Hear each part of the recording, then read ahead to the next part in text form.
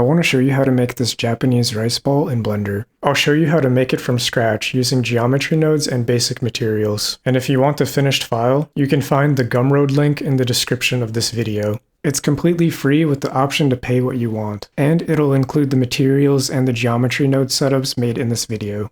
So I'm starting with an empty Blender file, with a basic HDRI loaded into the environment, and we'll be using cycles for our render engine. In the color management settings, I have it set to medium-high contrast. Hit Shift-A and add a cube, and hit Ctrl-3 to add a subdivision modifier with 3 levels. Go into edit mode and hit Ctrl-R to add some loop cuts. Now we can select these points, scale them and move them to make the triangle shape. Make sure to look at it from the side too to get the right thickness. Then we can name this object rice. Let's go to the modifier panel and add a geometry node modifier. Then we can split the viewport window and make this side the geometry node editor. Let's hit Shift-A and add a set position node. We'll use this to deform the surface of our shape before adding the rice. Hit Shift-A and add a noise texture, and add a color ramp. Plug the noise texture into the color ramp. Then search for a vector math node and set it to multiply. Plug the color ramp into the top socket of the vector math node. Then add a normal node and plug it into the bottom socket. Then we can plug the multiply into the offset of the set position node.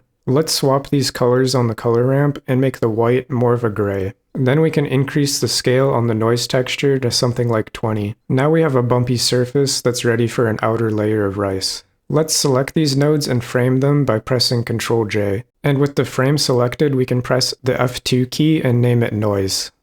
After the set position node, let's add a distribute points on faces node and plug it into an instance on points node. We'll want to combine the rice with our base geometry, so let's add a join geometry after and plug in the object and the instance on points into it. For the rice grains, we can add a UV sphere and plug it into the instance socket. Let's lower the radius on the UV sphere to make them smaller. To make the shape of the rice grain, we'll also need to stretch them out. To do that, we can increase the scale on the X. But I don't want all the rice grains to have the same length.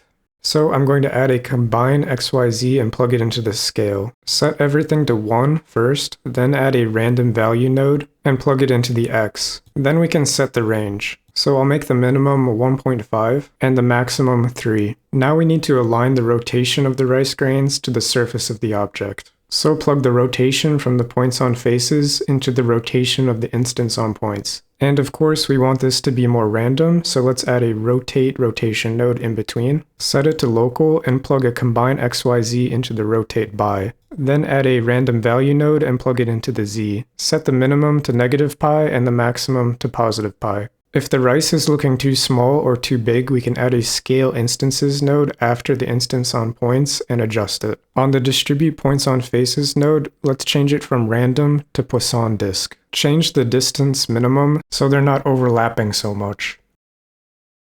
Then we can increase the density until it covers most of the object. After that, we'll need a realize instances node. After the join geometry node, add a mesh to volume node. Then you'll want to increase these values in increments until you get the detail level you want. I want the detail to be high, so I'm going to change the density to 20 and multiply this voxel amount by 5.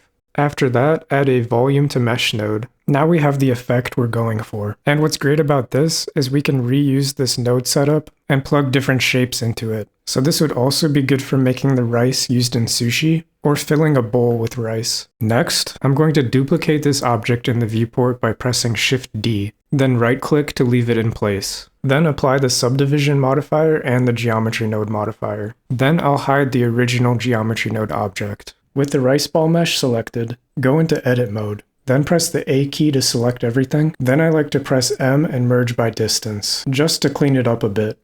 Now we can start working on the material for the rice. Open the shader editor and add a material. We can name it rice. Set the roughness to 0.4 and the subsurface weight to 1. And all the radius values can be set to 1. This should give us a white color in the subsurface. Let's increase the scale so we can start to see it in the render. To make the shape of the rice pop more, let's add a geometry input. Plug the pointiness into a color ramp, and plug the color ramp into the base color. and change the color ramp from linear to B-spline. Let's change the first color to a very slight yellow-gray, and change the second color to an off-white with just a little bit of yellow. The yellow should be really subtle. Next, we can work on the seaweed. Hit Shift A and add a plane, and go into edit mode. Go into the side view and move this edge so it's in the center of the grid. Then we can add a mirror modifier, and mirror it on the Y. Then we can select this edge and keep extruding it with the E key to wrap around the bottom of the rice ball. And we can scale it on the X if we need to. Then let's subdivide it, and in the modifier panel, let's add a shrink wrap modifier. Set the wrap method to target normal project, and select our rice ball for the target object. You may need to offset it a little, like 0.02. After that, I'm going to add a solidify modifier, with the offset set to 0, and just a little bit of thickness, like 0.005. Also, right-click the object in the viewport and click Shade Auto Smooth. Now we can work on the seaweed material. Let's make the base color a dark desaturated green, and set the subsurface weight to 1. Then we can add an RGB node and plug it into the radius. Let's make it a yellowish green, and set the scale to 0.1. Hit Shift A and add a noise texture. If you haven't already, enable the Node Wrangler add-on in the preferences. With the noise texture selected, press Ctrl T to add a texture coordinate and a mapping node. Then we can plug the object coordinates into the vector. After the noise texture, add a color ramp. Then let's Ctrl Shift click it to preview it. In the noise node, we can leave the scale at 5 and set the detail to 15.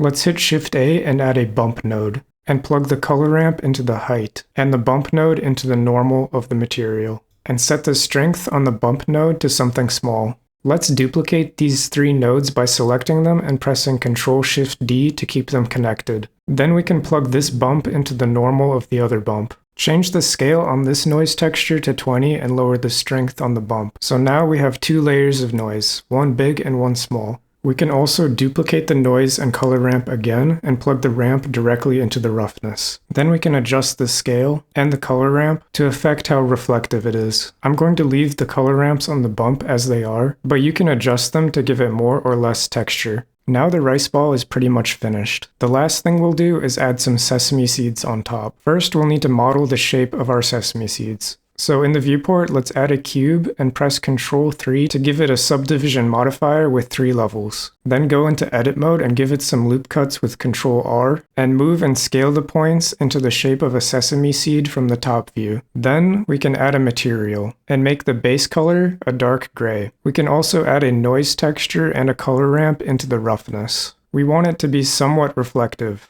Okay, now we can work on scattering the seeds onto our rice ball. In the viewport, let's add a plane, go into edit mode, select everything, and delete it. Add a geometry node modifier and delete the group input. Then drag in the rice ball and the sesame seed object. Connect the rice ball to a distribute points on faces set to Poisson disk, and connect that to an instance on points node. Then we can connect our sesame seed into the instance socket. Let's adjust the scale on the instance on points node. Then, just like before with the grains of rice, we'll connect the rotation into the rotation, and add a rotate rotation in between, and set it to local. Add a combine XYZ into the rotate by, and a random value into the Z. Set the minimum to -pi and the maximum to +pi. Then we can set the distance minimum to 0.05, and increase the density maximum. We don't want to have any sesame seeds where the seaweed is, so let's add a delete geometry node after the instance on points node, and set it to instance. Then we can drag in our seaweed object, and plug it into a geometry proximity node. Then add a compare node set to less than, and connect the distance from the geometry proximity into the top socket, and connect the compare into the selection of the delete geometry. Let's change this value to something small, like 0.05. Now there won't be any sesame seeds clipping with the seaweed. If we want the sesame seeds to look like they were sprinkled on top, then we'll want to go back to our distribute points on faces node and plug something into the density factor. Let's go into the viewport and add a plane and move it above our rice ball. We'll use this to control where we want most of the sesame seeds to be. So let's select our sesame seeds to go back to our geometry nodes. Drag in the plane we just made and select relative.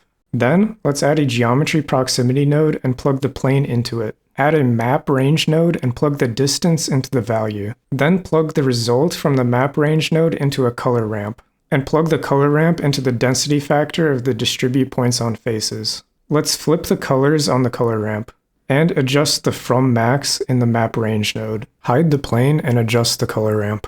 We want it to be more dense on top and less near the bottom. And there you have it. That's how you can make a rice ball in Blender. So thanks for watching, and if you found this video useful, please leave a like and subscribe if you want to see more videos like this. And if you have any questions or suggestions for future videos, let me know in the comments.